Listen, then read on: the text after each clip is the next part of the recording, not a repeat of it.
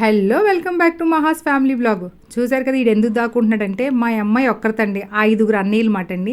అయితే ఏంటంటే మా అమ్మాయి మీద ఏదో ఒకటి ఫిట్టింగ్ పెట్టి నాతో తిట్టించాలని వీళ్ళు ప్రయత్నిస్తూ ఉంటారు అనమాట. మా అమ్మాయికి పోనీ టైల్ అంటే ఇష్టం, నాకు పొడుగు చేయడం అంటే ఇష్టం, కట్ చేయనివన్నమాట. అందు గురించని మా అమ్మాయి నిన్న రాత్రి కట్ చేసుకుంది అని అనేసి ఆడు నాతో చెప్పాడనమాట షాప్ నుంచి వచ్చేసరికి. ఇప్పుడు మా అమ్మాయిని ఏంటంటే నిలదీసేసి అడిగేసి తిట్టియాలన్నమాట. అప్పుడు వాళ్ళ హ్యాపీ మాట. ఇదేంటంటే టామ్ అండ్ జెర్రీ గేమ్స్ మాట. ఇంట్లో ఇదే రచ్చరచ్చ ఈ రోజు ఏదో ఒకటి ఉంటుందండి, ఎవడో ఒకటి ఏదో ఒకటి. ఇల్లు కలిసిపోతారు, ఇల్లు కట్టేసుకుంటారు అనమాట. మా అమ్మాయికి నిజం చెప్పాలంటే నోరు ఎక్కువండి. వీళ్ళు చెప్పినవన్నీ నేను నమ్మేసినా సరే మా అమ్మాయి అడ్డంగా వాదించేద్దన్నమాట. హాల్నే బురిడి కొట్టించద్ది. ఇప్పుడు చూడండి ఆ రచ్చ ఎలా జరిగిందో. ఏంట్లో నువ్వు కత్తిరా నువ్వు కత్తిరితోనే నిన్న రాత్రి ఏదో కట్ చేస్తావని అంటున్నాడు. నిజంగానేనా?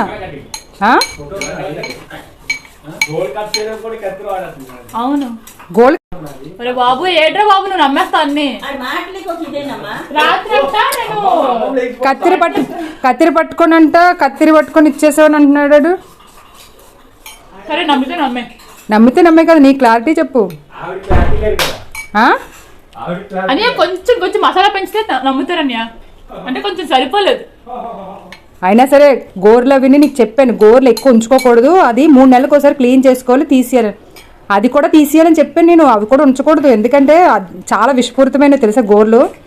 చూడమ్మా బాబు, మనం ఎంత ట్రై చేస్తున్నావు నువ్వు. కొంచెం నిన్న కత్తిరి పట్టుకొని తిరిగావంటున్నాడు. నిజంగానే నా కత్తిరి పట్టుకొని తిరిగావని సార్ అంటున్నాడు. నేను రాత్రి చాలా సేపు ఎందుకు తిరిగినాడు? కట్ చేసుకున్నాను చెప్తున్నాడు.